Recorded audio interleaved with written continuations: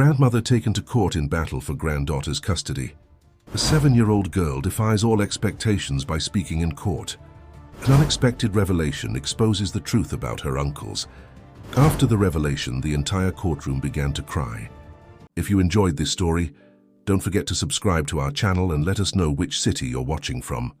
Helen Marshall adjusted her reading glasses while organizing the documents on the living room table once again. Her wrinkled fingers, marked by 65 years of life, trembled slightly as she turned the pages. From the next room, she could hear her 12-year-old granddaughter Sarah practicing violin, the same piece she had been rehearsing for weeks for the school performance. The modest apartment in Riverside Heights, Boston, wasn't luxurious, but it was filled with love and memories. The living room walls proudly displayed Sarah's drawings and medals earned over the years. On the bookshelf, among well-preserved books, photos told the story of a small but united family. The doorbell rang, interrupting her thoughts. Sarah stopped playing, and Helen took a deep breath before answering. It was Paul Anderson, her lawyer and longtime friend, who had come to discuss the situation that was about to turn her life upside down. "Mrs. Marshall, we need to talk about the petition the Thompsons filed in court," he said, sitting on the worn but impeccably clean sofa. "Richard and Amanda are determined this time." Richard and Amanda Thompson, Sarah's maternal aunt and uncle, were successful real estate developers in New York City. 6 years ago, when Emily and Michael, Sarah's parents, received an irresistible offer to work for a multinational company in Japan, it was Helen who offered to care for her granddaughter. The decision was made by mutual agreement. Sarah would stay in the United States, maintaining her studies and routine, while her parents built a promising career abroad. "They claim they can offer better conditions," Paul continued, adjusting his tie. "A bigger house, international school trips. You know how the Thompsons are, always flaunting their financial status." Helen served coffee to the lawyer, her hands still trembling. "Paul, you know I can't compete with their money, but Sarah has a life here. She has friends, her school, her violin teacher, and most importantly, she has love." Sarah appeared in the doorway, still holding her violin. Her brown eyes, identical to her mother's, showed a maturity beyond her 12 years. "Grandma, I don't want to go with my aunt and uncle. They don't even really know me." It was true. In the last 6 years, Richard and Amanda had only shown up for a few birthdays, always with expensive gifts, but without genuine interest in building a relationship with their niece. The visits were brief, formal, like appointments that needed to be checked off a list. "Sweetie, everything will be all right." Helen tried to smile, but her voice betrayed her concern. "Mr. Anderson will help us." The lawyer opened his briefcase, revealing more documents. "The hearing is scheduled for next week. The Thompsons have hired one of the most prestigious law firms in New York. They're going to play hardball, Helen." "But they can't just take Sarah away, can they?" Helen asked, her voice faltering. "I've had custody of her for 6 years, with her parents' authorization." Paul explained that the Thompsons were questioning Helen's ability to provide the best possible future for Sarah. They claimed that with their resources, they could offer opportunities that the grandmother could never provide. Sarah carefully put her violin in its case and sat next to her grandmother. "Grandma, remember when you taught me that money can't buy happiness? Aunt and uncle have a huge house in New York, but whenever I go there, I feel lonely. This is my home." Helen hugged her granddaughter, inhaling the soft scent of her hair. She remembered all the nights she read stories to her before bed, the band-aids she put on scraped knees, the school fairs, the afternoons baking cookies in the kitchen. How could anyone measure the value of these memories in dollars? "Mrs. Marshall," Paul gently interrupted, "we need to prepare. The Thompsons will argue that you're already at an advanced age, that you're renting, that your pension is modest. But I still give private English lessons," Helen defended herself, "and I have savings. Sarah has never wanted for anything." "I know," Paul smiled sympathetically, "but we need a strategy. I'll need testimonials from her teachers, school reports, proof of her extracurricular activities. We need to show that Sarah has a structured and happy life here." The afternoon wore on, and the Boston sun painted the room in golden hues. As Paul explained the next steps in the process, Helen observed her granddaughter. Sarah had taken one of her sketchbooks and was doodling absent-mindedly, as she always did when processing difficult information. "Sarah, dear," Helen called, "why don't you play that new piece you were practicing? I think Mr. Anderson would like it." Sarah smiled. picking up her violin again. The first notes of Por una cabeza filled the apartment, and for a moment all worries seemed to dissipate. Helen closed her eyes, letting herself be carried away by the music. She knew a difficult battle was coming, but at that moment she was sure of one thing. She would fight with all her might to keep her family together. Paul observed the scene attentively, making mental notes. Here was living proof that a home wasn't measured by square footage or property value. It was something much deeper, built with love, dedication, and daily presence. The music ended, and Sarah smiled proudly at her grandmother. "It's better now, isn't it, Grandma?" "It's perfect, my love," Helen replied, wiping away a discreet tear. As always. Paul began to pack up his documents. "I'll prepare everything for the hearing. Helen, maintain your normal routine with Sarah. This will be important to show the stability you've built here." When the lawyer left, the sun was already setting. Helen went to the kitchen to prepare dinner, while Sarah followed her as she always did. It was time to do what they knew best, turn simple moments into precious memories. "Grandma," Sarah called while helping to cut the vegetables, "do you think everything will be okay?" Helen stopped what she was doing and looked into her granddaughter's eyes. "My love, some battles in life seem very difficult at the beginning, but you know what I've learned? That when we fight with our hearts, we always find a way." The next morning, breakfast at Helen's house followed its usual ritual. The smell of fresh bread and freshly brewed coffee filled the small kitchen, while Sarah finished packing her school materials. The routine, built over the years, was like a well-rehearsed dance between grandmother and granddaughter. "Sarah, don't forget you have choir practice after school today," Helen reminded her, while preparing her granddaughter's lunch. "Mrs. Bennet called me last night to confirm." "Yes, Grandma. And after choir, can I go to Olivia's house?" "We need to finish our science project," Sarah asked, adjusting the ribbon in her hair in front of the small living room mirror. It was at that moment that the phone rang. The New York number flashing on the screen made Helen's heart tighten. It was Amanda Thompson, her sister-in-law. "Helen," Amanda's polite but cold voice sounded from the other end of the line. "I imagine your lawyer has already informed you about our petition. I want you to understand that it's nothing personal. Richard and I just believe we can offer a more promising future for Sarah." Helen took a deep breath before responding. "Amanda, Sarah has an established life here. She's happy, has friends, is doing very well in school." Yes, Amanda interrupted with a condescending tone. "But think about it, Helen. In New York, she could study at the international school. We have contacts to ensure the best private tutors, language classes with native speakers. Richard just renovated our house in the Upper East Side. Her room is all decorated." Sarah, who was listening to the conversation while finishing her coffee, made a face. She remembered well the last visit to her aunt and uncle's house in New York a few months ago. The decorated room looked like it came straight out of a magazine, without any personal touch, lifeless. "Amanda," Helen kept her voice firm, "I appreciate your concern, but..." "Look," Amanda cut in again, "our lawyer suggested a meeting before the hearing. How about lunch on Sunday? We could talk civilly as a family." Helen looked at Sarah, who was shaking her head no. "I'll consult with my lawyer and get back to you with an answer," she responded diplomatically. After hanging up, Helen sat at the table, thoughtful. Sarah approached and hugged her grandmother from behind. "Grandma, you're not going to let them take me away, are you?" "Of course not, my love. Now come on, it's time for school." The walk to school was short. Just 3 blocks they traversed every day. Along the way, they greeted neighbors.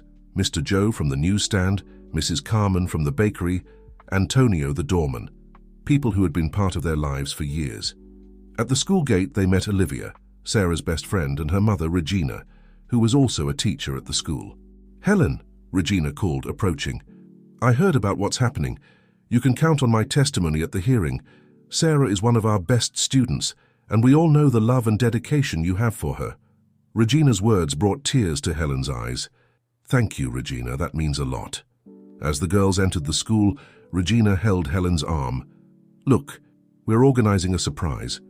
The students' parents, the teachers, everyone wants to help. We're going to show this judge that an entire community is on your side." During the morning, Helen tried to concentrate on her private English lessons. Between students, she called Paul and told him about Amanda's invitation. "It could be a good opportunity," the lawyer pondered. "But don't go alone. I can accompany you as legal counsel." In the afternoon, while waiting for Sarah to come out of choir practice, Helen met Mrs. Bennet, the music teacher, who had been working with Sarah since she was 6. "Helen, I need to show you something," said Mrs. Bennet, leading her to her office. "Sarah has a special gift for music. Look at this." She showed a letter from the Boston Conservatory of Music, offering Sarah a scholarship in the Young Talents program. "It arrived yesterday," Mrs. Bennet continued. "She earned this on her own merit. How can they say you don't offer opportunities for her?" Helen carefully tucked the letter in her purse, another piece of evidence of how her granddaughter was flourishing under her care. At the end of the afternoon, Sarah and Olivia were working on the science project at the living room table, while Helen prepared a snack for the girls. From the kitchen, she could hear the two laughing, planning the presentation they would make at the science fair. "Aunt Helen," Olivia called, "Sarah told me about her aunt and uncle. But they can't just take her away like that, right? I mean, Sarah doesn't even like New York." "It's true," Sarah agreed. "Remember the last time I went there, Grandma? Aunt Amanda got mad because I spilled juice on her imported rug. And Uncle Richard barely talked to me. He was always on his phone." Helen served sandwiches and juice to the girls, observing how Sarah was at ease in her environment, with her friend in her home. How could anyone want to uproot a child from her roots? "Sarah," Helen called, "what do you think about having lunch with your aunt and uncle on Sunday? Mr. Anderson will go with us." Sarah hesitated for a moment.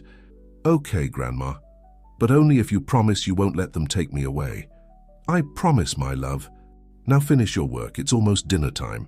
That night, after Olivia had gone home, Sarah sat at the old piano that occupied a corner of the living room, an heirloom from her great-grandmother that Helen didn't have the heart to sell, even in the most difficult times.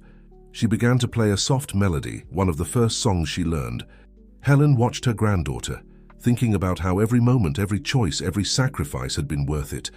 The Thompsons might have money and influence, but they didn't have what she and Sarah had built together, a true home, full of love, music, and memories. "Grandma," Sarah called, stopping playing, "I was thinking, do you think Mom and Dad would be mad if they knew about this fight?" Helen sat next to her granddaughter on the piano bench. "Your mother always said that the most important thing was for you to be happy and well cared for. And that's what I've tried to do all these years."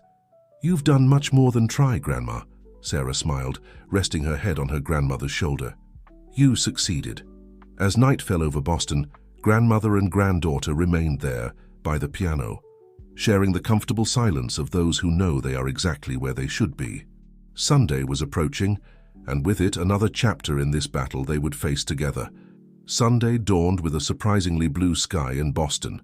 Helen had spent the night awake, planning every detail of the meeting with the Thompsons.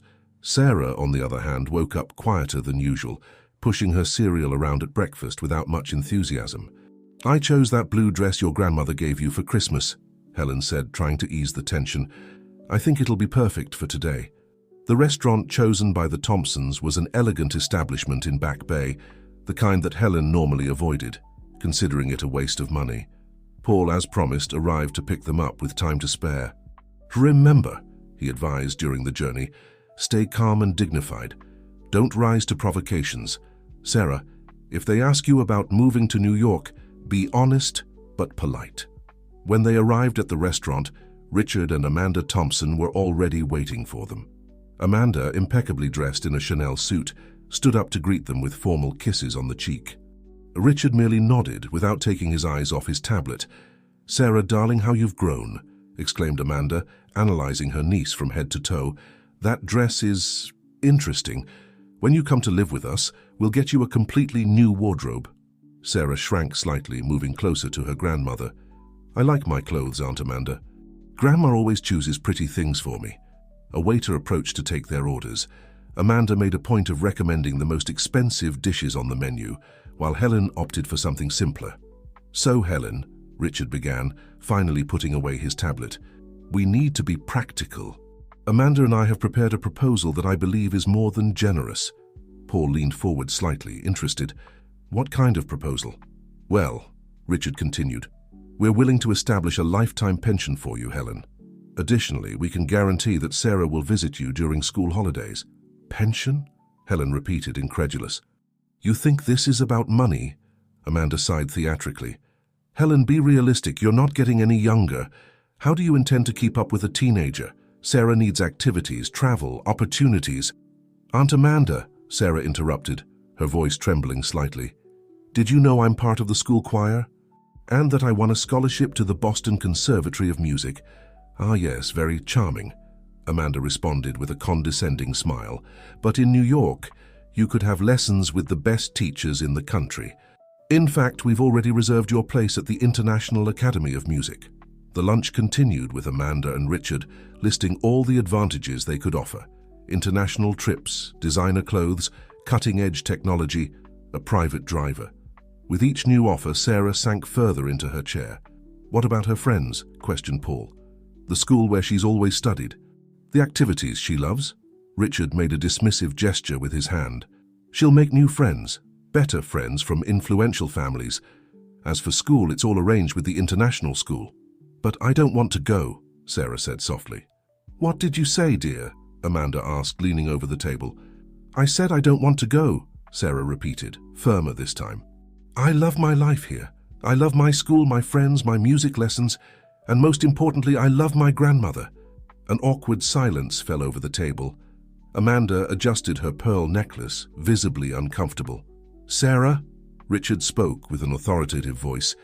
You're too young to understand what's best for your future. We can... No, Sarah interrupted, surprising everyone with her firmness. You're the ones who don't understand. Do you know how many times you've visited me in all these years? Do you know what my favorite subject in school is? Or what music I play on the violin? Helen held her granddaughter's hand under the table, feeling it tremble. Grandma knows all of that, Sarah continued. She's there every day when I'm sad, when I'm happy, when I need help with homework. She may not have money for international trips, but she has time to listen to me, to hug me, to bake cookies with me. Paul observed the scene with professional interest, making mental notes that would be useful at the hearing. Amanda tried a new approach. Sarah, dear, I understand that you love your grandmother. No one is saying for you to forget her. But think about the opportunities. The only opportunities I'm interested in, Sarah responded, are the ones I can share with my grandmother. Helen felt her eyes well up, but maintained her composure. Paul took the opportunity to intervene. I believe we've heard enough, he said professionally. Sarah has clearly expressed her feelings. I suggest we continue this discussion through the appropriate legal channels. As they stood up to leave, Amanda made one last attempt. Helen, be reasonable. Think about her future. Helen, who had remained mostly quiet until then, turned to her sister-in-law. That's exactly what I think about every day, Amanda. Her future. And you know what I see. A happy, secure, and loved girl. What future could be better than that? On the way back home in Paul's car, Sarah finally relaxed, leaning back in the rear seat. You were very brave today, Helen said to her granddaughter. I learned from you, Grandma, Sarah responded with a small smile. You always say we should stand up for what we believe in. Paul, looking in the rearview mirror, smiled. You know something? After today, I'm even more confident about the hearing. Sometimes the simplest truth is the most powerful. When they arrived home, Sarah ran to change clothes, while Helen prepared tea to calm her nerves. Sunday wasn't over yet, but something had changed. The battle continued, but now they knew more than ever that they were fighting for what was right. In the week that followed the tense lunch with the Thompsons, Helen immersed herself in a frenzied routine. Between her private English lessons, the preparations for the hearing, and caring for Sarah, she barely had time to breathe. It was on one of these busy afternoons that the past knocked on her door, quite literally. The sound of the doorbell echoed through the apartment, while Helen was correcting one of her students' exercises. Sarah was in her room, focused on her studies. Upon opening the door, Helen found herself face to face with someone she hadn't seen in years, Lucy, her old college friend and Emily's best friend, Sarah's mother. Helen, Lucy smiled hesitantly, sorry to show up like this without warning. For a moment, Helen was speechless.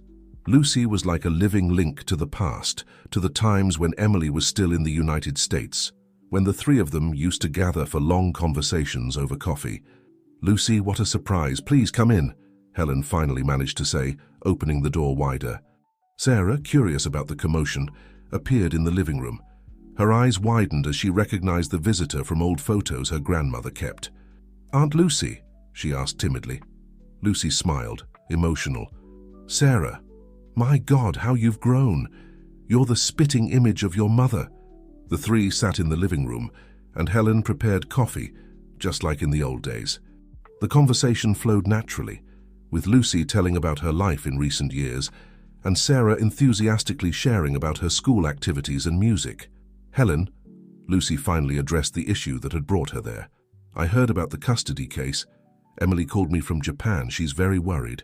Helen felt a lump in her throat. "Emily knows, but she hasn't contacted me," Lucy sighed. "She wanted to, but, well, you know the Thompsons. They convinced her not to interfere, saying it was for Sarah's own good." Sarah, who was listening attentively, frowned. "But Mom knows I want to stay with Grandma, doesn't she?" "It's complicated, sweetie," Lucy explained gently. "Your parents are very far away, and the Thompsons painted a very different picture of the situation." Helen felt a mixture of sadness and indignation. How could Emily believe that handing Sarah over to the Thompsons would be the best option? "That's why I came," Lucy continued. "I can't stand by and watch this injustice happen. I want to help." "How?" asked Helen, a thread of hope in her voice. Lucy smiled. "Well, for starters, I have years of emails and messages exchanged with Emily. In them, she always talked about how grateful she was that you were taking such good care of Sarah, how happy and well-adjusted the girl was. I think this could be useful at the hearing." Sarah jumped from the sofa, hugging Lucy. "Thank you, Aunt Lucy. This will help us win, won't it, Grandma?" Helen nodded, emotional. "It can help a lot, dear Lucy. I don't know how to thank you." "You don't need to thank me," Lucy replied, holding her friend's hands. "I'm doing this for Emily too. I know that if she were here seeing the situation with her own eyes, she would never allow Sarah to be taken away from you." The afternoon progressed with the three reminiscing about stories from the past. Lucy told Sarah about the adventures she and Emily had in college, making the girl laugh with tales of her mother's mischief. "Did you know it was your grandmother who introduced your parents?" Lucy revealed to Sarah's surprise. "Really, Grandma?" Sarah asked, her eyes shining with curiosity. Helen smiled, nostalgic. "Yes, dear. Your father was my English student in college. When I met your mother, I immediately knew they would be perfect for each other." As Helen recounted the story of Emily and Michael's first date, Sarah listened attentively, absorbing every detail. It was as if through these stories, she could connect more deeply with her distant parents. Before leaving, Lucy promised to send all the emails and messages to Paul, the lawyer. "And there's more," she added. "I'll try to talk to Emily again. She needs to know the truth about what's happening here."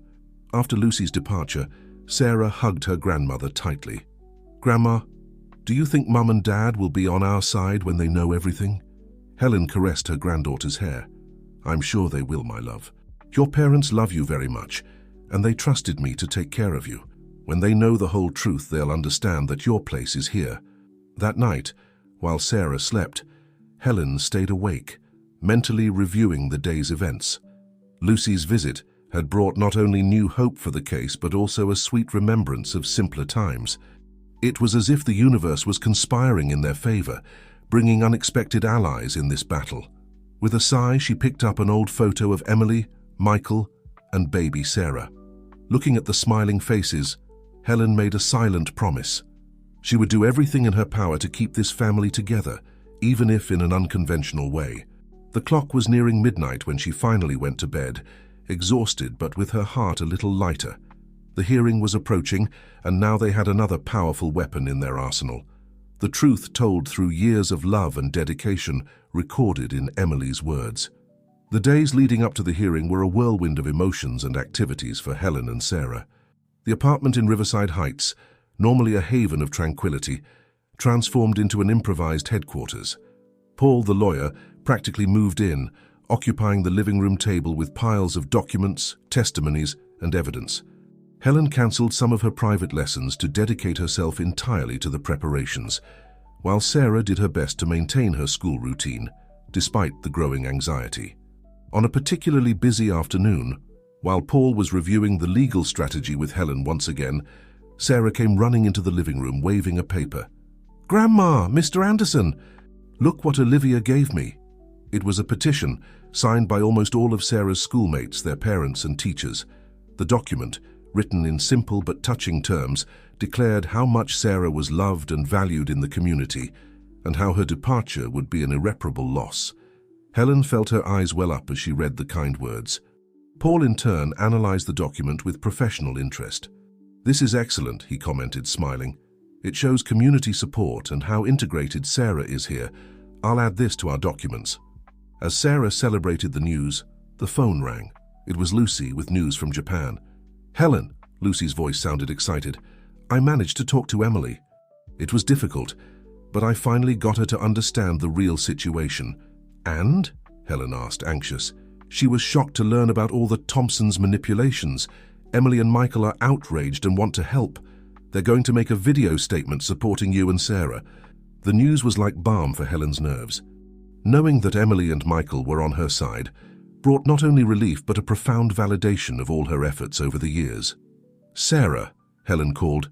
"Come here, sweetie. Your parents sent a message." Sarah's eyes sparkled with expectation. Although she deeply loved her grandmother, the longing for her parents was a constant in her life. Lucy explained that the video would arrive soon, in time to be used at the hearing. "They want to make it clear that you, Helen, have always been and continue to be the best guardian for Sarah." After hanging up, Helen hugged her granddaughter, both emotional with the turn of events. Paul, observing the scene, smiled with satisfaction. "This strengthens our case a lot," he commented. With the explicit support of the parents, it becomes much harder for the Thompsons to argue that they're acting in Sarah's best interest. The rest of the afternoon was dedicated to organizing all the new elements: the school petition, the promise of Sarah's parents' video, the emails and messages provided by Lucy. Paul worked tirelessly, weaving all these threads into a cohesive and convincing narrative. At night, after Paul had left and Sarah had gone to bed, Helen allowed herself a moment of reflection. Sitting in the living room armchair, she leafed through an old photo album. Each image told a story. Sarah learning to walk, her first day of school, birthdays, Christmases, everyday moments that, added together, formed the fabric of their intertwined lives. A feeling of determination invaded her. She wasn't just fighting for Sarah's custody, but for this entire universe of memories and love they had built together. The next morning, the video promised by Lucy arrived. Helen, Sarah, and Paul gathered to watch. On the screen, Emily and Michael's faces appeared visibly emotional. "Mom," Emily began, her voice choked. "First, I want to apologize. Apologize for not realizing sooner what was happening, for allowing the Thompsons to influence us." Michael continued, "We want to make it clear. We trust you completely, Helen. We always knew Sarah would be in good hands, but you exceeded all our expectations." "Sarah, my love," Emily addressed her daughter, "we know it must be difficult for you, but I want you to know that we fully support your decision to stay with Grandma. She is your family, your home." The video continued with Emily and Michael, detailing how Helen had always maintained open communication with them, sending photos, videos, and regular updates on Sarah's development. They emphasized the love, stability, and opportunities that Helen provided, highlighting that a child's true well-being goes far beyond financial resources. By the end of the video, there wasn't a dry eye in the room. Sarah hugged her grandmother, sobbing with relief and longing. Helen, in turn, felt as if an enormous weight had been lifted from her shoulders. Paul, composing himself, immediately began working on incorporating this new and powerful element into his strategy. "This changes everything," he declared enthusiastically. With the parents' explicit support, the Thompsons' arguments lose a lot of strength. While Paul busied himself with the legal aspects, Helen took Sarah to the kitchen. It was time to prepare those cinnamon cookies they both loved, a tradition that began in the early days when Sarah came to live with her grandmother. "Grandma," Sarah spoke while mixing the ingredients, "do you think after all this is over we can visit Mom and Dad in Japan?" Helen smiled, caressing her granddaughter's hair. "Of course we can, my love. As soon as this storm passes, we'll plan that trip. It will be wonderful." As the smell of freshly baked cookies filled the apartment, Helen felt a wave of optimism. The battle wasn't won yet, but now more than ever she knew they were on the right path. With Sarah's love, Emily and Michael's support, and the strength of an entire community by her side, she was ready to face whatever came their way. On the eve of the hearing, the small apartment in Riverside Heights was buzzing with activity. Helen, usually so calm and organized, moved from one side to the other, checking and rechecking documents, while Sarah tried to keep herself busy with her schoolwork, though her mind was clearly elsewhere. Paul arrived early in the afternoon, carrying a thick folder and a determined expression. "Well, ladies," he began, sitting at the living room table, "tomorrow is the big day. Let's review our strategy one last time." As the lawyer spoke, detailing each step of the process and how they would respond to possible arguments from the Thompsons, Helen noticed that Sarah was becoming increasingly quiet and pale. "Sarah, dear, are you all right?" she asked, gently interrupting Paul's explanation. The girl looked up, her eyes full of unshed tears. What if it doesn't work out, Grandma? What if the judge decides I have to leave?" Helen's heart clenched. She knelt beside her granddaughter, holding her hands. "My love, I won't lie to you. We don't know exactly what will happen tomorrow, but one thing I promise, no matter what happens, I'll fight for you with all my strength. And remember, we have many people on our side." Paul, sensing the seriousness of the moment, added in a soft voice, "Sarah, your case is very strong. We have your parents' support, the community's support, evidence of your well-being here. It's not just about where you'll live, but about respecting your wishes and what's best for you." Sarah wiped away her tears and nodded, trying to smile. "Thank you, Mr. Anderson. Sorry for crying, it's just that—" "You don't need to apologize," Paul gently interrupted her. "It's normal to be nervous. But remember, tomorrow, when we're in court, show the judge the strong and intelligent girl you are. Your voice is the most important in this process." Helen, feeling that everyone needed a break, suggested, "How about we have a snack? I think we still have some of those cookies from yesterday." As they ate, the conversation flowed to lighter topics. Paul told some funny stories from other cases he had defended, making Sarah laugh and relax a bit. Helen observed, grateful for the lawyer's sensitivity in handling the situation. As the afternoon progressed, neighbors and friends began to show up, bringing small gestures of support. Mrs. Carmen from the bakery brought a cake, saying it was to give energy for tomorrow's battle. Antonio, the doorman, came up briefly to deliver a card made by his daughter for Sarah. Regina called to confirm that she would be present at the hearing to testify. Each gesture, no matter how small, reinforced how much Sarah and Helen were loved and supported by the community. It was a powerful reminder that, regardless of the outcome of the hearing, they would never be alone. When night fell, Paul said goodbye, promising to meet them early the next morning. "Try to rest," he advised. "Tomorrow will be an important day." After dinner, while Sarah was taking a shower, Helen went to her granddaughter's room.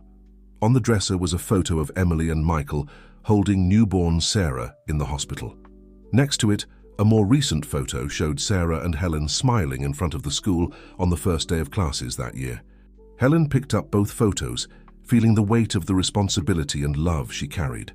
She thought of Emily, so far away and yet so present through Sarah. She thought of all the moments they had shared over the last few years, the laughter, the tears, the achievements, the challenges overcome together. "Grandma," Sarah's voice pulled her from her thoughts. The girl was standing in the doorway, already in her pajamas, her hair still damp from the shower. "Yes, dear. Can I sleep with you tonight?" Helen smiled, feeling a wave of tenderness. "Of course you can, my love." As they settled into Helen's bed, Sarah asked softly, "Grandma, can you tell me a story? Can you tell, like you used to when I was little?" "What story do you want to hear?" Sarah thought for a moment. "Tell me again how you met Mom and Dad." Helen smiled, stroking her granddaughter's hair. She began to narrate the story that Sarah knew by heart, but never tired of hearing. She talked about how she met Michael in college, how she realized how perfect he and Emily were for each other, about their disastrous first date that ended up becoming a love story. As the story progressed, Helen's voice became softer and Sarah's eyes grew heavier. When the girl finally fell asleep, Helen stayed there watching over her sleep, as she had done so many times over the years. "Tomorrow," she whispered to her sleeping granddaughter, "we'll show the world how strong we are together." That night, as Boston slept outside, in the small apartment in Riverside Heights, grandmother and granddaughter rested, united by love and hope, ready to face whatever destiny had in store for them. The sun had barely risen when Helen woke up. Sarah was still sleeping soundly beside her, her expression serene in contrast to the anxiety she would surely feel upon waking. Careful not to wake her granddaughter, Helen got up and went to the kitchen to prepare breakfast. As the water boiled for coffee, she looked out the kitchen window. Riverside Heights was beginning to wake up, with the first workers leaving their homes. the baker opening the doors of his establishment. It was a morning like any other for many, but for Helen and Sarah, it was the day that could change their lives forever. The soft sound of footsteps interrupted her thoughts. Sarah appeared in the kitchen doorway, her eyes still sleepy but with a visible determination on her young face. "Good morning, Grandma," she said, her voice a little shaky. Helen opened her arms, and Sarah ran to hug her. They stayed like that for a moment, in silence, finding strength in each other. "Let's have breakfast," Helen finally spoke, gently releasing herself from the embrace. "We need to be well fed for today." As they ate, they tried to maintain a light conversation, talking about Sarah's classes, future projects, as if it were an ordinary day. But the tension was palpable in the air. At 8:30, the doorbell rang. It was Paul, punctual as always, accompanied by Lucy, who had flown in the night before to be present at the hearing. "Everything is ready," Paul assured them, quickly reviewing his folder. "Remember, stay calm, answer questions honestly and confidently. Sarah, if the judge wants to talk to you in private, don't be afraid to express your feelings." Lucy hugged Helen and Sarah. "Emily called me early this morning. She and Michael are anxious but confident. They send all their love to both of you." The journey to the courthouse was silent. Helen held Sarah's hand, feeling her granddaughter's slight tremor. When they arrived, they were greeted by a group of supporters, neighbors, school friends, Helen's students, all there to show solidarity. Mrs. Bennett, Sarah's music teacher, approached with a small bouquet of flowers. "For good luck," she said, handing it to Sarah. Inside the courthouse, the contrast was evident. On one side, Helen, Sarah, and their group of supporters dressed simply but dignifiedly. On the other, the Thompsons, impeccable in their expensive suits, accompanied by a team of lawyers from a renowned New York firm. Amanda Thompson cast a disdainful look at Helen's group, but Richard seemed uncomfortable, avoiding eye contact. When they were called into the courtroom, Helen felt her heart race. Sarah squeezed her hand tighter. The judge, a middle-aged man with a serious expression, entered the room. Everyone stood up in respect. "We are here today," he began, "to decide on the custody of Sarah Lawson, currently under the care of her paternal grandmother, Helen Marshall. The petitioners, Richard and Amanda Thompson, maternal uncle and aunt of the minor, request the transfer of custody to themselves. We will hear both parties." The Thompsons' lawyer was the first to speak. With eloquence, he painted a picture of opportunities and resources that Richard and Amanda could offer. He spoke about the spacious house in New York, elite schools, international travels, the best medical care. When it was Paul's turn, his approach was different. He didn't deny the Thompsons' financial resources, but focused on Sarah's emotional well-being.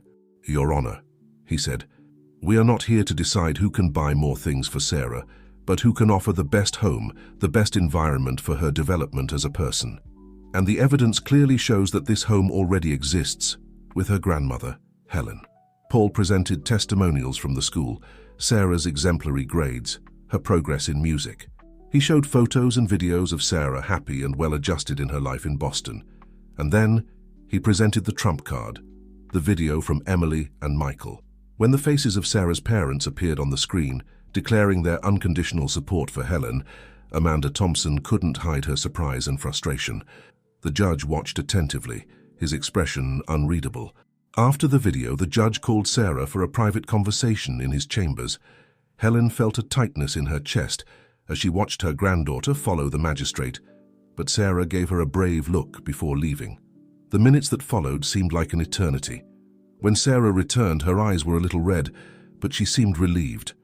The judge resumed his place and asked some additional questions to Helen and the Thompsons. Amanda, visibly nervous, made a slip by mentioning that Sarah's move to New York would be great for the image of the family business, inadvertently revealing motivations beyond her niece's well-being. Finally, after what seemed like an eternity, the judge was ready to announce his decision. After carefully considering all the evidence presented, he began, his grave voice echoing through the room, "Including the wishes expressed by Sarah's parents and, more importantly, Sarah's own wishes, I have reached a conclusion." Helen held her breath. Sarah grabbed her hand tightly. The silence in the room was palpable. "It is evident that Sarah has a stable, happy and healthy life under the care of her grandmother, Helen Marshall. Although Mr. and Mrs. Thompson may offer considerable financial resources, The minor's emotional well-being and expressed desire are overriding factors in this decision. The judge paused, looking directly at Sarah and Helen. Therefore, I determine that the custody of Sarah Lawson shall remain with her grandmother, Helen Marshall. The room erupted in applause and tears of joy. Sarah jumped into her grandmother's arms, both crying with relief and happiness. Paul smiled, satisfied, while Lucy hugged them both. The Thompsons, visibly shocked by the outcome, quickly left the room. Amanda seemed furious, but Richard cast one last look at Sarah, almost like a silent plea for forgiveness. As they left the courthouse, they were greeted by a small crowd of friends and supporters. There were hugs, tears, and promises of a big celebration. That night, back in the comfort of their apartment in Riverside Heights, Helen and Sarah sat on the balcony, looking at the city lights. The future, which had seemed uncertain before, now shone with possibilities. "Grandma," Sarah spoke softly, "thank you for never giving up on me." Helen hugged her granddaughter, feeling immense gratitude. "My love, it's you who makes me stronger every day." As the night progressed, grandmother and granddaughter remained there, united, knowing that together they could face any challenge life presented them. In the weeks following the hearing, Helen and Sarah's life slowly returned to its normal rhythm, but with a new sense of security and possibilities. The apartment in Riverside Heights, which for so long had been a refuge, now seemed even more welcoming, as if the walls could smile, celebrating the victory that ensured it would continue to be home to both of them. On a sunny Saturday afternoon, about a month after the judge's decision, Helen was in the kitchen preparing lunch when she heard the doorbell ring. Sarah, who was studying in the living room, ran to answer. "Grandma, it's Mr. Anderson," Sarah shouted, her voice mixing surprise and joy. Helen dried her hands on her apron and went to the living room, where she found Paul smiling, a folder under his arm. "Sorry to show up unannounced," he said, "but I have news that couldn't wait." Seated at the living room table, Paul opened his folder and pulled out some documents. "First," he began, "the Thompsons have officially given up on any appeal. They signed a document acknowledging Sarah's permanent custody with you, Helen." A sigh of relief escaped Helen's lips. Although confident in the judge's decision, a small part of her still feared a new move by the Thompsons. "There's more," Paul continued, his eyes shining. "I received a call from Emily and Michael this morning. They're coming back to the United States." Sarah let out a cry of joy, jumping from her chair. "Mum and Dad are coming back when? Why?" Paul smiled at the girl's enthusiasm. "They managed to get a transfer. It seems that this whole situation made them realize how much they were missing of Sarah's growth. They arrive in 2 weeks. Helen felt a mix of emotions. Joy that Sarah could be closer to her parents, but also a twinge of apprehension. They'll want custody back?" she asked hesitantly. No, Paul hurried to clarify. "They were very clear about that. They want to be more present in Sarah's life, but they understand that her home is here with you.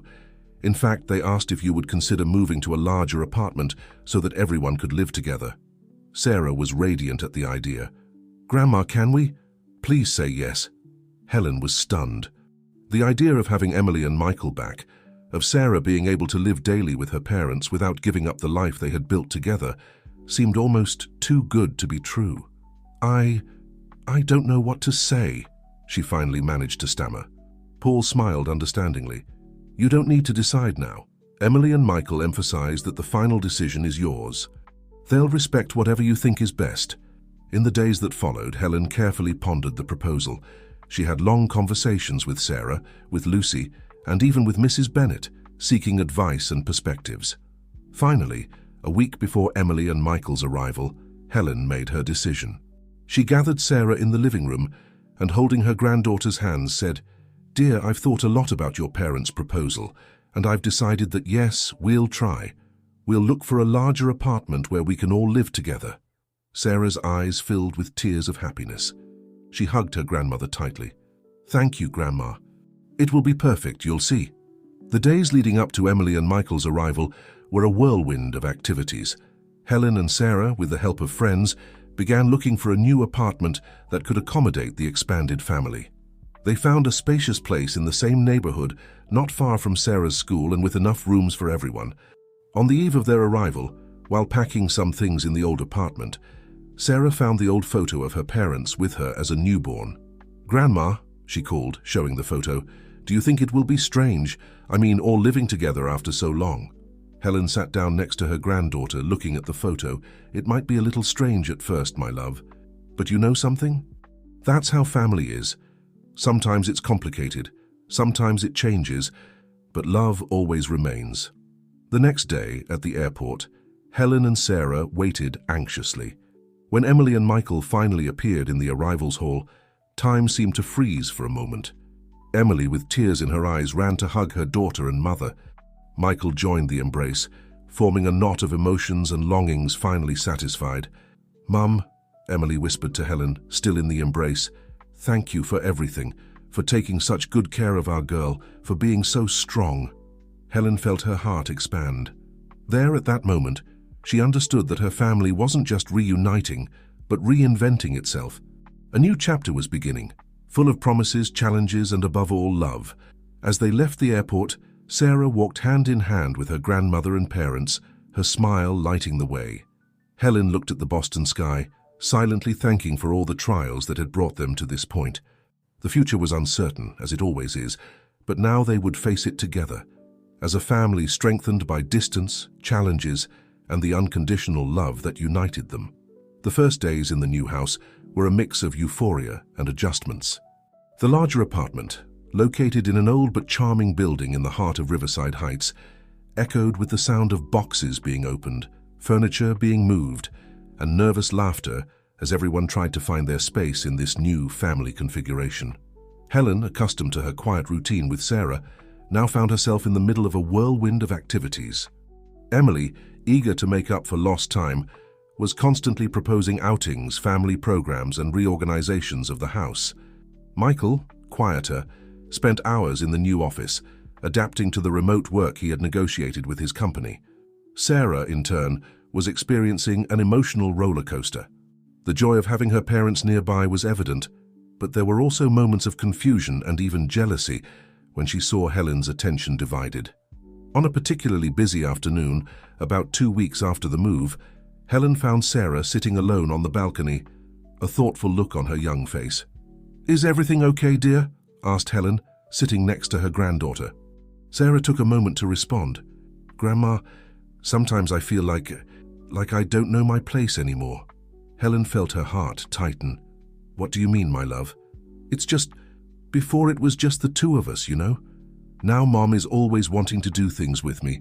Dad wants to help me with homework. It's good, but it's different. And sometimes I miss how it was before." Helen hugged her granddaughter, understanding perfectly what she meant. "Sarah, changes always bring challenges, but you know something. Love doesn't diminish when it's divided, it multiplies. Having your parents here doesn't mean you and I will be less close. It means we now have more love to share." That night, Helen decided it was time for a frank conversation with Emily and Michael. After Sarah went to bed, she called them to the living room. "My dears," she began, carefully choosing her words, "I'm so happy we're all together. But I think we need to talk about how to make this transition in the best possible way for Sarah." Emily, always direct, was the first to respond. "Mum, is something wrong? Did Sarah say anything?" Helen smiled gently. "It's not that something is wrong. It's natural that there's an adjustment period. Sarah is happy to have you here, but she's also a bit confused with all the changes." Michael, who had been quiet until then, spoke. "I think I understand. We arrived wanting to recover 6 years at once, didn't we? Maybe we're overwhelming her." The conversation that followed was long and emotional. Emily cried when she realized that in her enthusiasm, she might have been pushing too hard. Michael admitted that he felt a bit lost, not knowing exactly how to fit into Sarah and Helen's already established routine. "What can we do?" asked Emily, wiping away tears. Helen took the couple's hands. "Let's build this together, day by day. Sarah needs to know that we all love her, but she also needs space to adapt. How about we establish some family routines, but also maintain some special moments for Sarah with each of us?" In the days that followed, the family implemented some subtle but significant changes. They established a family dinner every night, where everyone talked about their day. Emily began to respect more the moments when Sarah wanted to be alone or just with her grandmother. Michael found a balance, offering help with studies, but also encouraging Sarah to maintain her independence. One afternoon, about a month after the move, Helen was in the kitchen baking a cake when she heard laughter coming from the living room. As she peeked in, she saw a scene that warmed her heart. Emily and Sarah were on the couch looking at an old photo album, while Michael played guitar, trying to remember a song he used to sing to Sarah when she was a baby. At that moment, Helen realized that, despite the challenges, they were on the right path.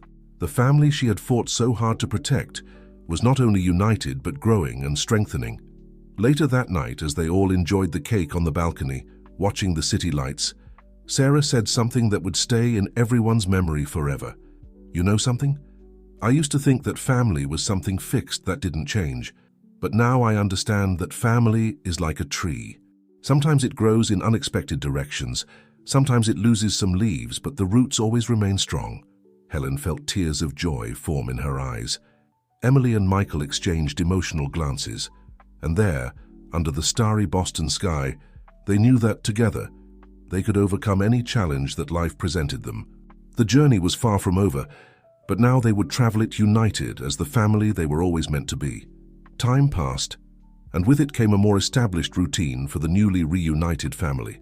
The apartment in Riverside Heights, which at first seemed too big, was now filled with life and shared memories. Sarah, now 13, was flourishing in her new reality.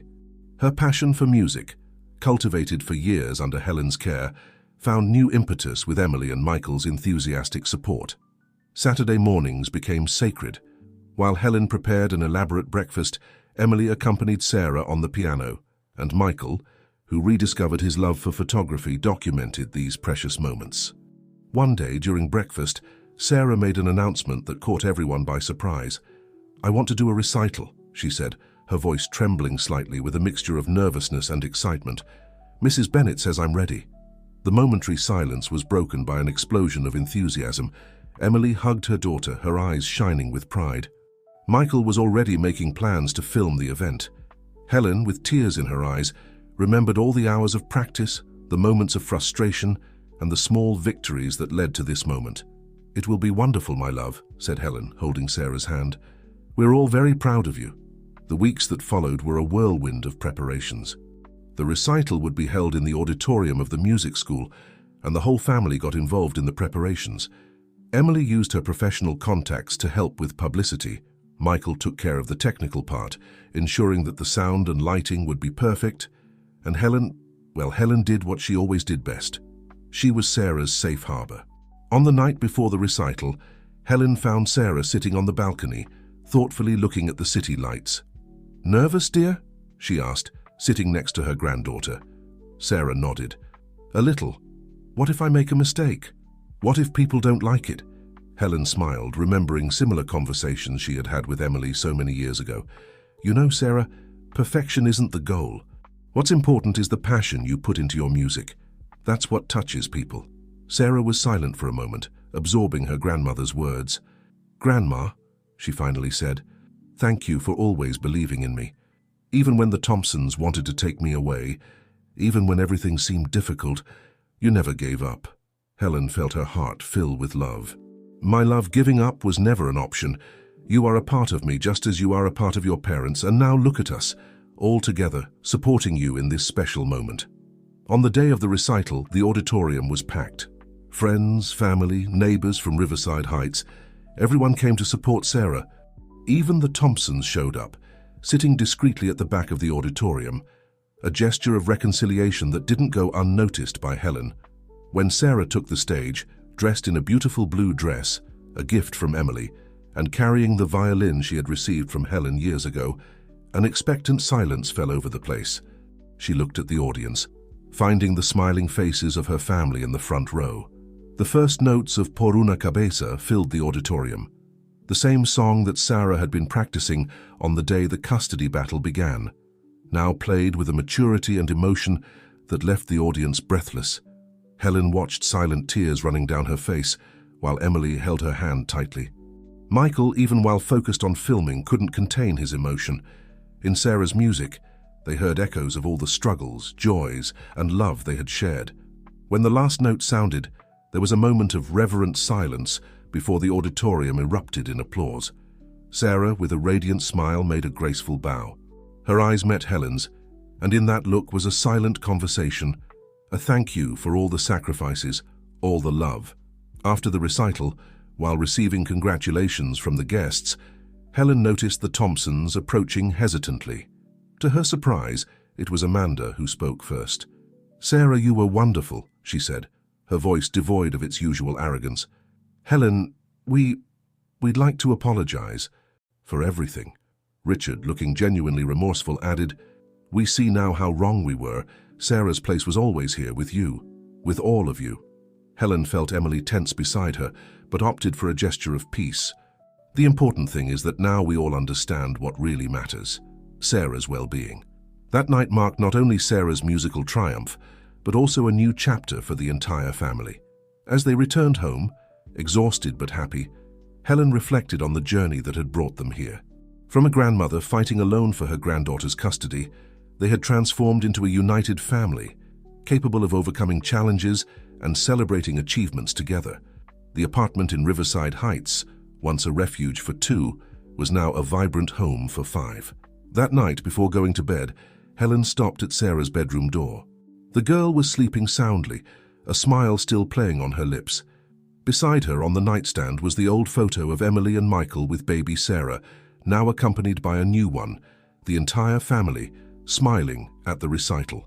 Helen smiled, her heart overflowing with gratitude and love.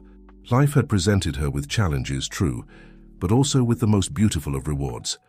A family united by love, music, and the strength to face any storm together. Gently closing Sarah's bedroom door, Helen walked to her own bed, knowing that no matter what the future held, they would face it together as the family they were always meant to be. 2 years passed since Sarah's memorable recital. Life in the Riverside Heights apartment had found a harmonious rhythm, with each family member contributing to the daily symphony in unique and special ways. Sarah, now 15, was at the height of her adolescence. Her musical talent continued to flourish, but she had also discovered a new passion: photography, inspired by the hours spent with Michael in his improvised studio. On a Sunday afternoon, as the family enjoyed a long lunch on the balcony, Sarah made an announcement that caught everyone by surprise.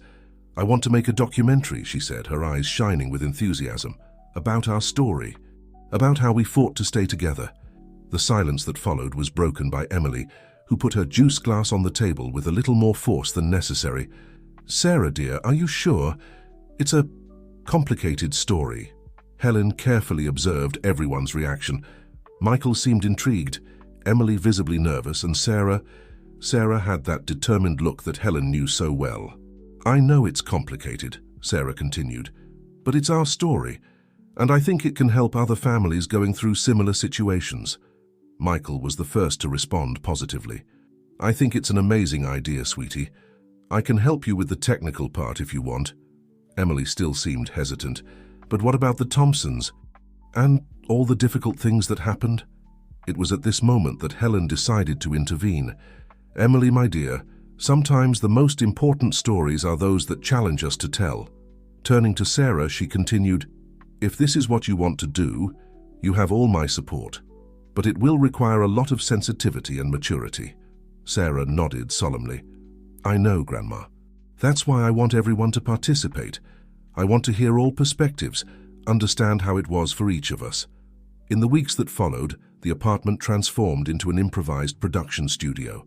Sarah, with Michael's help, set up a small filming set in the living room. She began interviewing each family member individually. Helen was the first.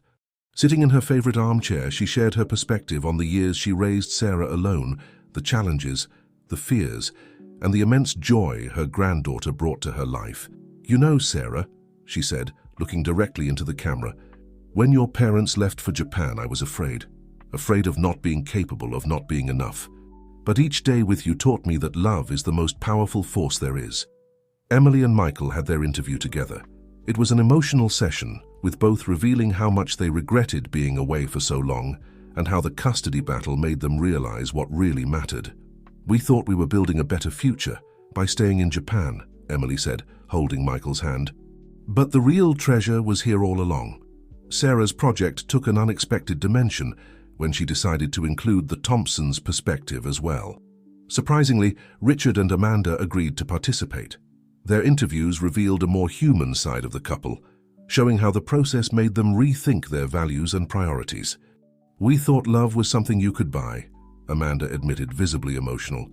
"But you taught us that true love is about presence, dedication, and acceptance."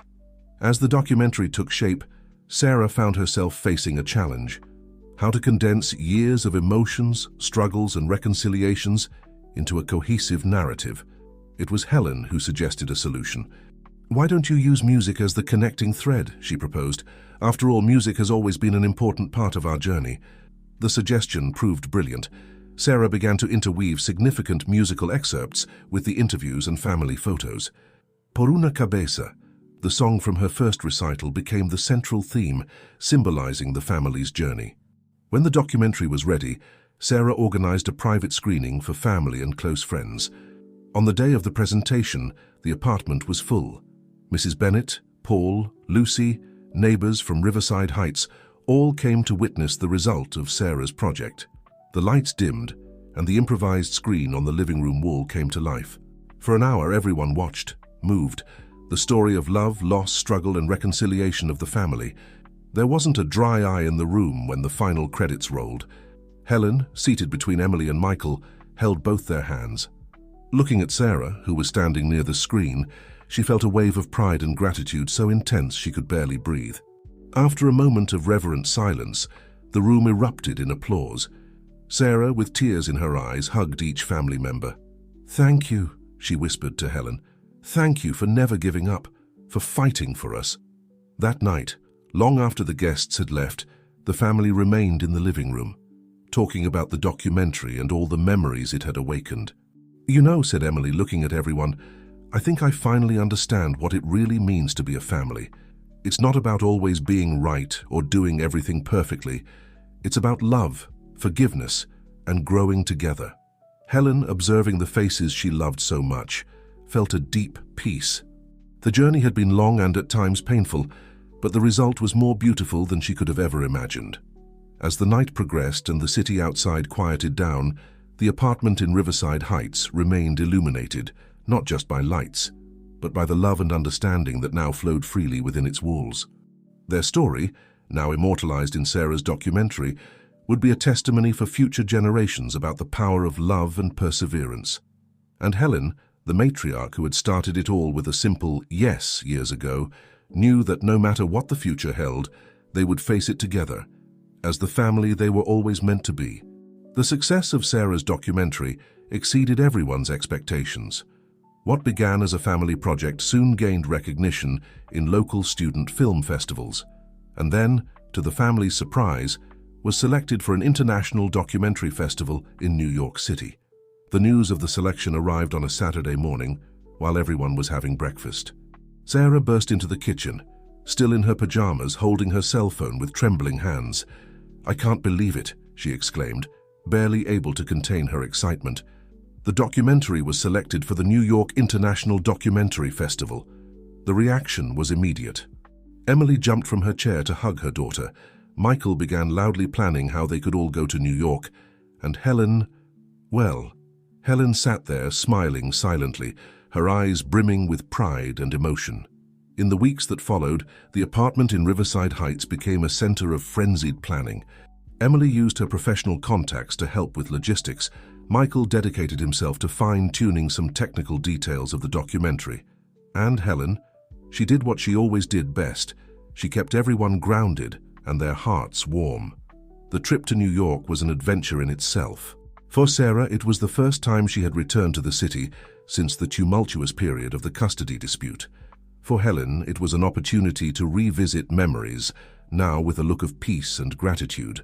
The festival was a grand event, with documentarians from all over the world.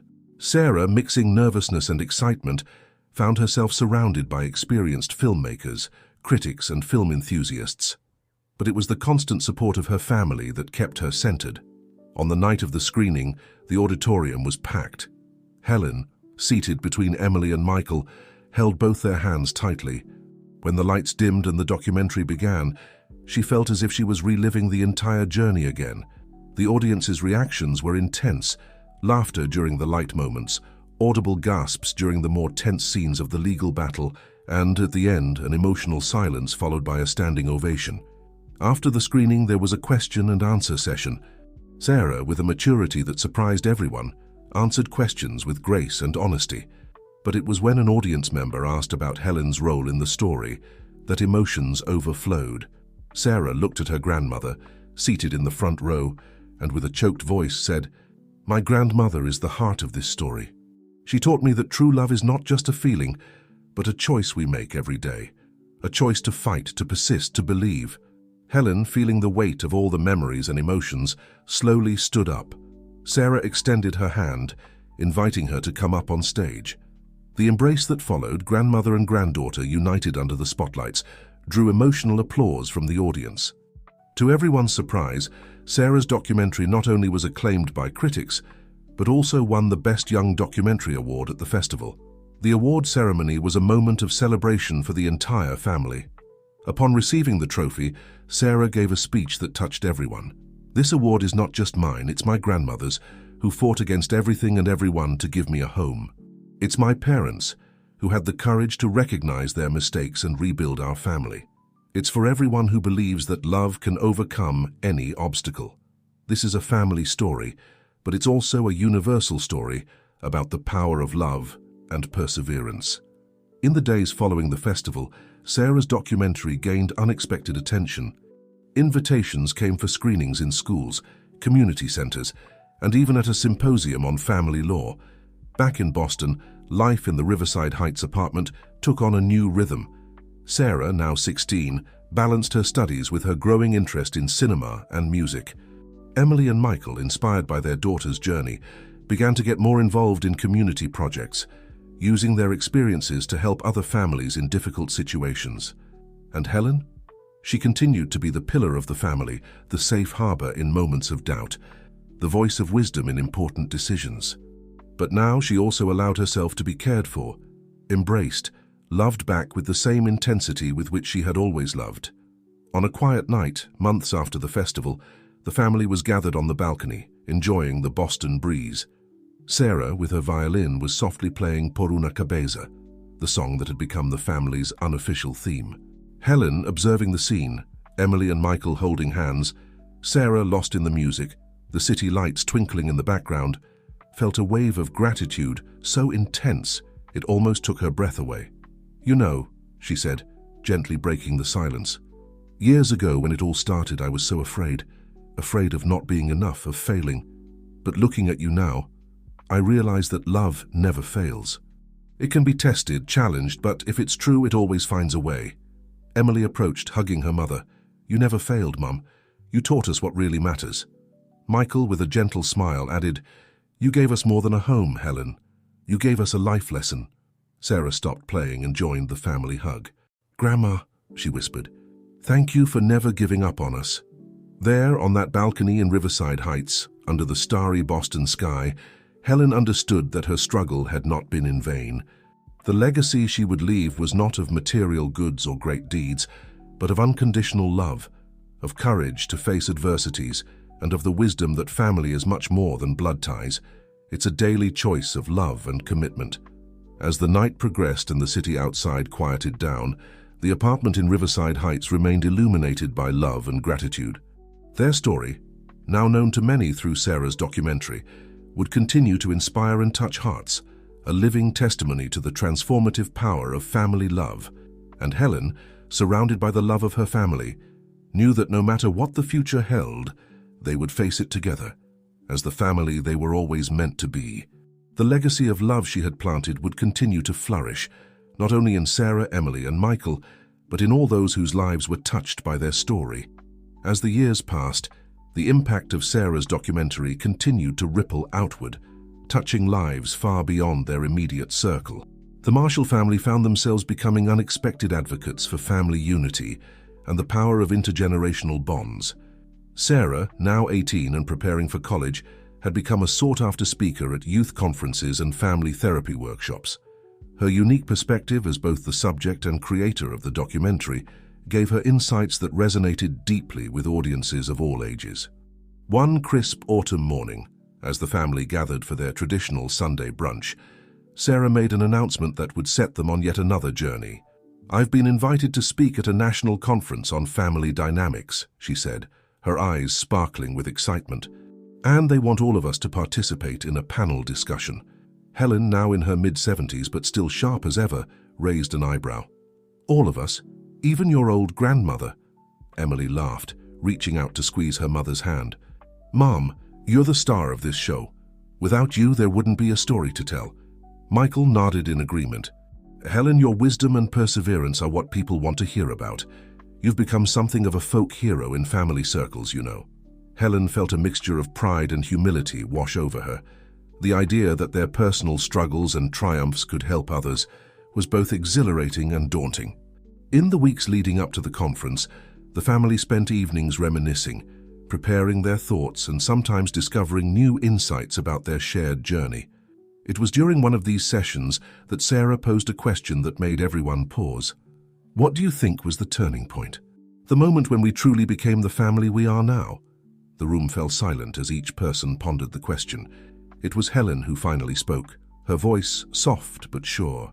"I don't think it was a single moment," she said. "It was every moment. Every time we chose love over fear, understanding over judgment, togetherness over separation. It was in the small things, the shared meals, the late-night conversations, the laughter, and yes, even the arguments. We built this family, brick by brick, day by day." Emily wiped a tear from her eye. "Mum's right. I remember when Michael and I first came back from Japan. I was so afraid we'd be outsiders in Sarah's life. But you," she looked at Helen, "you made sure we found our place. You showed us how to be parents alongside you, not in competition with you," Michael added. "And let's not forget the role of forgiveness, not just between us, but even extending to the Thompsons. That taught Sarah, and all of us, the true meaning of family." Sarah nodded, taking notes as she always did when inspiration struck. "That's beautiful. I think that's what people need to hear. That family isn't just about blood or legal documents, it's about the choices we make every day." The day of the conference arrived, and the Marshall family found themselves facing a packed auditorium. As they took their seats on the stage, Helen felt a momentary flutter of nervousness. But then she looked at her family. Sarah, poised and confident, Emily and Michael, supportive and proud, and felt a calm settle over her. The moderator began by showing a clip from Sarah's documentary, the scene where Helen fought for custody in court. As the lights came up, there wasn't a dry eye in the house. "Mrs. Marshall," the moderator began, "you became a mother again at an age when many are settling into retirement. What gave you the strength to take on that challenge?" Helen leaned into the microphone, her voice clear and strong. "Love gave me strength. And not just my love for Sarah, but the love I knew her parents had for her, even from afar. I believed in the power of family, in its ability to stretch and grow and adapt. I couldn't have known then how beautifully it would all turn out, but I knew it was worth fighting for." The questions flowed, and each family member shared their perspective. Emily and Michael spoke about the difficult decision to work abroad and the even more difficult realization that they needed to come home. Sarah talked about growing up in the midst of this complex family dynamic and how it shaped her worldview. As the session neared its end, a woman in the audience stood up. "I'm currently in a custody battle with my ex-husband's parents," she said, her voice shaking. "Listening to you all, I'm starting to think maybe we're approaching this all wrong. How do we move from fighting against each other to fighting for our child together?" The family exchanged glances, and it was Sarah who spoke first. "The first step is to do exactly what you're doing now. Listening to each other's fears, hopes, and motivations. When we understand where everyone is coming from, it becomes easier to find common ground." Helen nodded in agreement. "And remember, dear, that love is not a finite resource. A child can never have too many people loving them. The challenge is to turn that love into cooperation rather than competition." As the applause faded and the family made their way off the stage, they were approached by countless attendees, each with their own story, their own struggle. Helen found herself embraced by strangers who saw in her a beacon of hope for their own complex family situations. That evening, as they gathered in their hotel suite, there was a sense of both exhaustion and exhilaration. They had shared their story countless times before, but somehow this felt different, like they had crossed a threshold into a new phase of their journey. "You know," Sarah said, curled up on the sofa with her ever-present notebook, "I think we've stumbled onto something bigger than us. There are so many families out there struggling to find their way, to heal, to come together." Emily nodded, her arm around Michael. "Maybe this is our new family mission, to help others see the possibilities, even in the most challenging circumstances." Helen looked around at her family, the daughter and son-in-law she had once feared losing, the granddaughter who had become the heartbeat of their home, and felt a swell of pride and purpose. "Well," she said with a smile, "it seems our family just got a whole lot bigger. Are we ready for this new adventure?" The resounding yes that echoed through the room was all the answer she needed. As they prepared for bed that night, Helen stood by the window, looking out at the city lights. She thought about the long journey that had brought them here.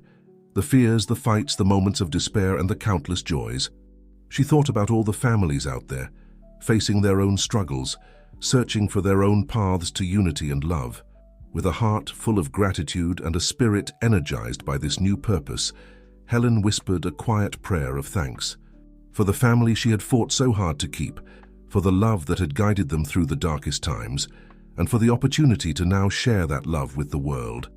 As she turned from the window, Helen knew that whatever challenges lay ahead, they would face them as they had always done, together with open hearts and unwavering love.